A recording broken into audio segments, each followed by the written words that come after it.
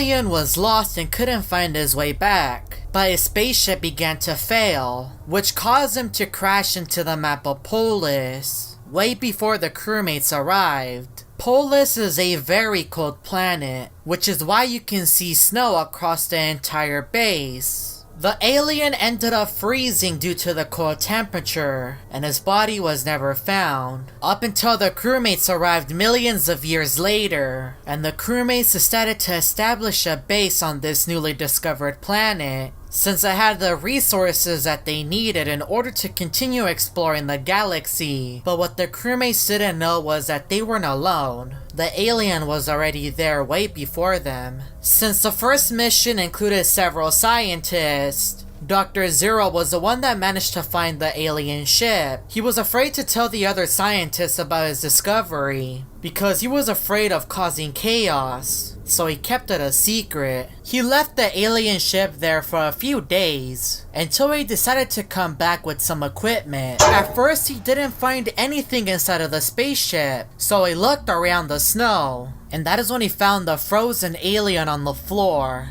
At first he didn't know what to do. I mean, who wouldn't know what to do if you find an alien? So Dr. Zero decided to take the alien's body into the lab, and he began to do his studies, which is why you can find a bunch of test tubes filled with the parts of the alien that he discovered, which you can see till this day. But that is when something terrible happened to Dr. Zero. One day while Dr. Zero was in the lab, the alien woke up and went after Dr. Zero and bit him. This caused Dr. Zero to go to the emergency room, where he would be hospitalized for a few days, up until he was pronounced dead. What the scientists didn't know was that Dr. Zero's body was being eaten by the alien. The scientists got his body and threw him out, because they were afraid to be the next victim. And this is how Patient Zero got his name. He was the first patient, and well, the Zero came from Dr. Zero.